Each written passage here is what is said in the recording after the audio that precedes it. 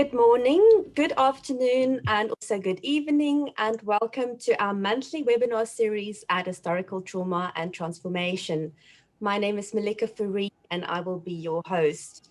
So today's session is a follow-up from our April webinar, which was the official launch of the book Post-Conflict Hauntings, Transforming Memories of Historical Trauma. This is an edited volume that deals with the haunting power of histories of mass violence.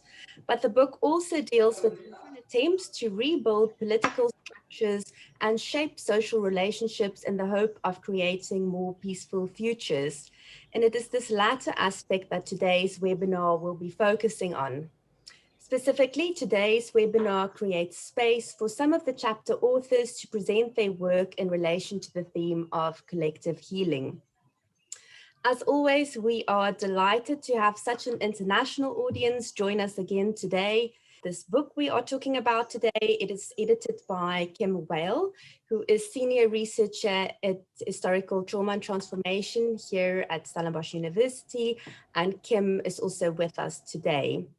The second editor is Phumla Madikizela, professor in the Faculty of Arts and Social Sciences at Stellenbosch University and also head of Historical Trauma and Transformation. And then the third editor is Jeffrey Prager, a research professor at the University of California, Los Angeles. So with us today, we have 4 panelists from no less than 4 different countries who will speak to forms of healing that are collective, embodied and grounded in local cultural practices of healing, such as, but not limited to, Aboriginal culture and healing practice, the healing power of bone memory and Reburial in Zimbabwe, and sociotherapy in Rwanda. So these contributions explore alternatives to the traditional psychoanalytic mode of trauma work that unfolds between an individual client and a psychotherapist. The hope here is to think through new possibilities for collective repair in context of historical trauma. So I have great pleasure in handing over to Kim now, who will introduce our speakers and facilitate the discussion today. Just one last thing before I hand over to Kim, I want to encourage you as the audience to already post your questions during the panel discussion using the Q&A function. We should have at least 20 minutes towards the end to engage with these questions from the floor. So with that, over to you, Kim. I look forward to it. Thank you so much, Melike, for that wonderful introduction and for describing so clearly the reason that we chose these 3 chapters today. So as you mentioned, that it's a follow-up webinar from our launch of the book Post-Conflict Hauntings, edited by Phumla and Jeff and myself, who you introduced. The 4 panelists with us today all contributed chapters to the book, and their chapters were very striking in the sense that they are also based on their work as practitioners in the field, doing this work of working with and through trauma in very creative ways and collective ways, in ways that are culturally relevant, and in 3 different contexts, 3 different global contexts. So I thought it was a fantastic opportunity to bring them here to speak about that work, and also the questions that arise around what it means to do this kind of complicated and difficult work, and the insights that they've found along the way. So I'm very grateful to the 4 of you for being here today. It's not always easy with connection troubles, and the fact that we're connecting from these 4 different corners of the world is quite phenomenal. So thank you so much for being here. So I would like to present our first presenter, Shari Eppel. Shari is Director of Ukuthula Trust in Bulawayo, Zimbabwe. She is completing her doctorate in anthropology at the University of Cape Town, while also training an exhumation team in Zimbabwe. And she has been involved in exhumations and reburials in the past, and she wrote on this process in the book. The team that she's training will be exhuming victims of the Gukurahundi massacres in alliance with Zimbabwe's National Peace and Reconciliation Commission.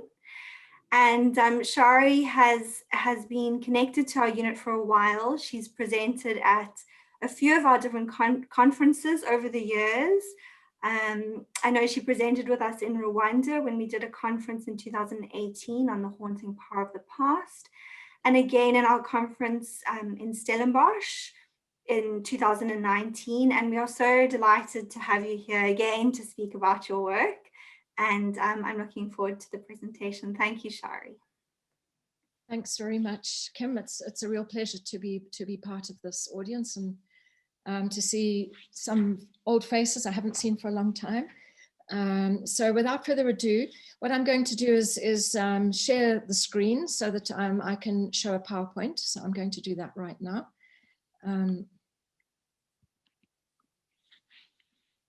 Right, okay. Okay, so I started out as a clinical psychologist, and I'm now a forensic anthropologist with a formal training and qualifications in forensic anthropology. And this is partly a little bit of a story about why that happened.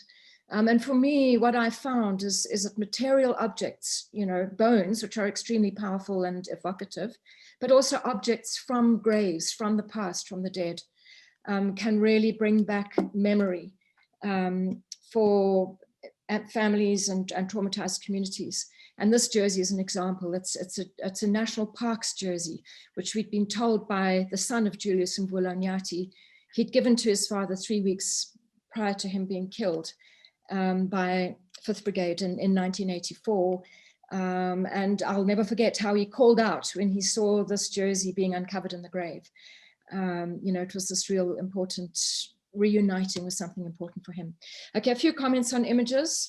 Families have given me full permission for their use. They want the narratives of what happened to their relatives to be known, but in a, I would say, in a responsible way. So please don't screen grab images in case they end up on, you know, the WhatsApps and, you know, whatever else of people who might have sort of different agendas to that of the family. Okay, this just to very, very quickly, this is going to be the quickest history ever. During the War of Liberation in the 1970s, there were two guerrilla armies which fought for independence, Zanla and Zipra. And by the end of the war, Zipra was mainly supported by the Ndebele speakers in the west of the country, although it must be said not exclusively, and Zanla by the rest of the country. And there were rivalries and tensions left from that, which resulted to Robert Mugabe, our first prime minister, he was back then, training a special brigade called the 5th Brigade, the Gakurahundi Brigade, and they were trained by the North Koreans. You can see a North Korean trainer there. And Gakurahundi means the first rain of spring, which washes away the rubbish from the last season. And the Ndebele came to see themselves as the rubbish that had to be washed away. Okay, so in 1983, there were massacres to the north of Bulawayo, 1984 to the south, and in 1985, which was the first post-independence election, enforced disappearances. And this was all kind of restricted to Ndebele-speaking regions. Right, my chapter in the book is called How Shall We Talk of Balagwi, Remembering the Gakurahundi Era in Matabiland, Zimbabwe. And in terms of an update, to date, there are still no memorials to those massacred by the 5th Brigade, which number between 10 and 20,000. No sanctioned exhumations and no real space to publicly remember and talk. Although, you know, we keep getting told that, you know, you can talk, but in actuality, it's still a very, very difficult thing to do. This is just me reflecting some of my positions, which I've come to over 25 years of doing this work, is that I think that it can be helpful to think of trauma as collective, spatial and material, not just individual. This also helps if you look at localized models of belief, ritual and understanding, essential to working with trauma in each context. So basically, I stopped being a psychologist who believed in post-traumatic stress disorder as the most important thing. I think it still exists, it's still an issue. But what I realized was that trauma was being expressed differently in our region. And I had lots of stories of the angry dead, of bones in the forest, of haunted landscapes, and other spatial and material hauntings and traumas.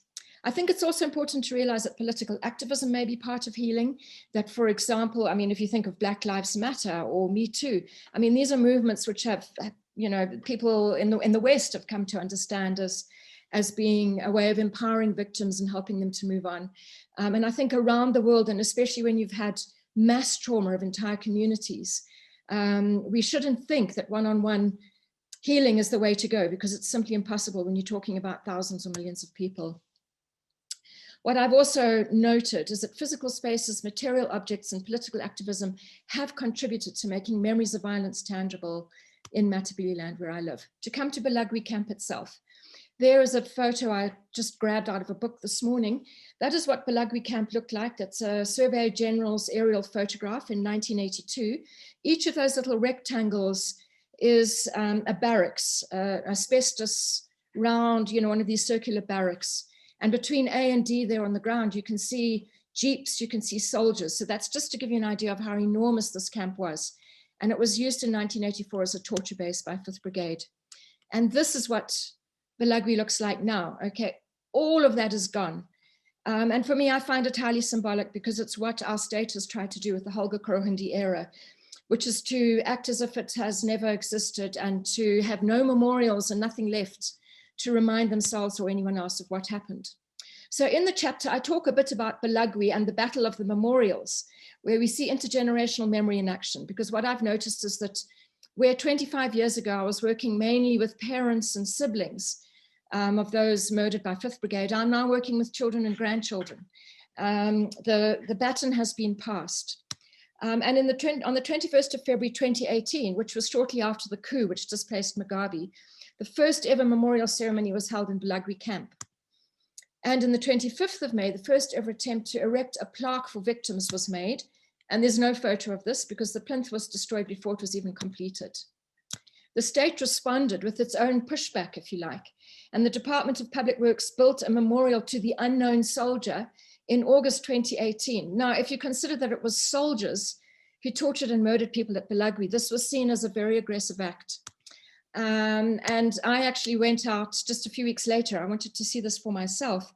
And this is what I found when I got to Balugai. Okay, within 2-3 weeks of this unknown soldier tomb being erected, it had been completely destroyed. And what I quite like about this destruction is it was quite ordered. You know, all the bricks were put back on top. You know, even the wreath was put back on top. But this happened like literally in the middle of the night. Just to show you the proximity of that tomb, there are mass graves at Balugai, and I know what's in them because we exhumed and buried people there, and that was in 2000. Look at that tomb to the unknown soldier and how close it lies to the victims. So it really was, it would be like commemorating the South African Defence Force 3 meters away from a memorial to the Soweto uprising, to the murders in Soweto. Okay, there was another attempt in February 2019 to put up a victim memorial. And I love this. It was literally done in the middle of the night. You can see the young man who helped build it. His T-shirt says, "I am the dissident that the 5th Brigade was looking for," because the 5th Brigade literally hunted anyone who was in Ndebele and of so-called dissident age. So it's a reminder. And it says here, "In loving memory of our innocent and defenseless children, mothers and fathers who perished during the Kurohindi Matabeleland genocide, 83 to 1987, Siele Kombula," which means we remember you. It lasted less than a week. The CIO came and knocked it down. And we see here a tweet from Zenzeli Ndebele, who's one of those next generation activists. "If Mugabe is to blame for Kurohindi, why can't we be allowed to create Kurohindi memorials post the Mugabe era?" Which remains a good question. Okay, so exhumations. For me, the power of them is that they allow the right to know and the right to truth. And the failure to do rituals results in dishonoring the dead and in haunted landscapes. And of course, this is not unique to Zimbabwe. In every culture in the world, it's necessary to bury and honor your dead. And one of the things we've heard a lot about in the last, since COVID is how disruption to funeral practices is really disturbing grieving processes. So it's very much a universal experience. In Matabeleland, victims live in the very landscape of terror. People were tortured in schools, at boreholes, in business centers, and the very rocks and the bones around them provoke memories of past violence. And what I've discovered is that unearthing the murdered dead restores personhood. These three are the sons and one daughter, Sesa, of Julius and Vulo, whose jersey we saw earlier on. And Sesa was 3, Chris was in his 20s, and then we've got Becky and Moffat. Becky was in his mother's uterus. He was 8 months old and never met his father. Moffat was 8 and was first forced to light the fire on which 5th Brigade burnt his father's feet. That's Julius, the only existing photograph of him, taken when he was a much younger man than when he died. There's Julius. We fully exhumed his remains in 2018. And again, for me, one of the things I'm very aware of is the difference between my gaze, what I call the forensic gaze, and the family gaze. Okay, we see here families, and see how shallow this grave was. You can see Julius's head about 3 inches below Chris's knee there. And this is one of the aunts saying prayers to Julius before we removed the bones from the grave. We then use our forensic skills to come up with a profile, which we try and determine age at death, height at death, and so on. And you can see there a Zimbabwean coin, which also dates the grave. Okay, we then write up forensic reports explaining why we've reached these conclusions. And this is very important. It maintains professionalism and record keeping. We also maintain minimum standards in terms of respect for cultural needs and support. And we archive everything. This is for the future. Information needs to be clear, scientific, simple and safe, and standards can help. You can see there Chris reading the forensic report. Again, I think it's often very comforting and very significant to families to have the material report, which becomes part of the family history. Okay, this is the reburial. We can see there Chris looking at his father's human remains in the coffin. And again, it's open coffins in Zimbabwe, and people want their bones to be seen. We see here Sesa, the sister. She asked me to take this picture of her with her father. She was 3 when he died. She'd never seen his face. And look how she looks like him. I mean, it's astonishing. The chin, the mouth, the nose, the forehead, the hairline. She is just like her father, and she never knew. And she'd never seen this photograph of him until after the exhumation. Because one of the things we find is that photos get hidden. This is the burial. Again, you can see me. I was asked there to explain the perimortem trauma to those watching. I'd already explained it to families before, and then they asked me, please explain again so everyone can understand the evidence of how he died. He was then buried, and in Zimbabwe, you put stones on top of the grave, and then you can see Chris planting a truncheon at the top in the hope it grows into a tree to shade his father's head. This is Daniel, who we also exhumed. Again, this photo of Daniel appeared on the day he was reburied. And you can see here this return of personhood, this reclaiming of memory. The daughter saying she had never seen her father before, although she used to dream about her father a lot. He had no face in her dreams. So the fear is still so huge in Matabeleland and people don't know how to include these stories in the family narratives. So they tend to disappear them. This is in Kolini, Chilocho, where we did an exhumation in 2019. I don't know if you can see that sort of diagonal line through the top picture. That's a railway line, which you can also see in the back of the following picture. The white spot is where this young couple were killed, and the red spot is where they were buried. And they haunted this railway line and this road for all of these years. And I've heard so many stories from hundreds of people who knew they were buried there and who were very uneasy and were very haunted by their dead. Justin and Tembi, they were a young married couple. They were traveling to try and catch the train out of the area because they were terrified of the soldiers. And you can see Tembi there. She's got the pink dress actually on top of her head. And between her legs is a black box. That's actually a radio. Here we can see the family again in the grave saying prayers, all dressed in their best, you know, come for this exhumation. And here are the personal effects. You know, very moving. There's an umbrella, ambi cream, toothbrush, wristwatch. On the other side is the umbrella. I mean, is the radio being held by the brother and the sister holding the dress. Recovery of memory. They had a son who was a year old when they died. And he wasn't even told that he was an orphan. He thought the aunt raising him was his mother. And here he is meeting his father for the first time. There he is seeing a photo of his father for the first time. And you can see his uncle saying, that is your father. He's saying, which one is my father? Because there's 3 men in the picture. And then he actually spoke to his father, and there was this whole interaction. Here are Thembi's remains being explained, trauma being explained. She was actually shot through the head, behind her right ear and out through the face. There I'm laying the bones in anatomical order in the coffin. And again, there's Ngolani, the son, gazing at his mother's remains. And interestingly for us, here was Ngolani's son, the grandson of the deceased, who was about 7 years old. And yet his father had decided to include him, very unusually, because normally children are not involved in these sorts of events in our part of the world. But he wanted his son to know the truth that he had never known growing up, about what had happened to his grandparents. So here we see transgenerational memory and trauma in action. Laid to rest at last, Justin and Thembi laid in the ground. 2 coffins, 1 grave. You can see the Catholic priest there and also the chief with his brass badge. So just to summarize, for me, remembering is oriented not to the past, but to coming to terms with the past in a present that is continuously troubled by it. And Gakuro Hindi really exemplifies this for me. Current generations in Matabele land have fallen outside of the National Historical Project. Their demands to be heard and to know are living examples of the continuous struggle between dominant and marginal voices in the construction of history and memory.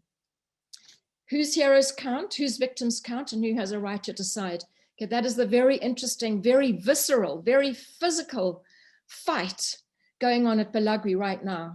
This strange valley in the middle of absolutely nowhere, where people keep knocking down one another's memorials. But for me, what is imperative is to forge a dialogue and allow spaces for victim-driven memories and memorials going forward in order to bring the current generations of Matabele land back into the National Historical Project, where at the moment they really don't feel they are. Okay, so I'm going to stop there. And yeah, I'll leave it there. Thanks very much.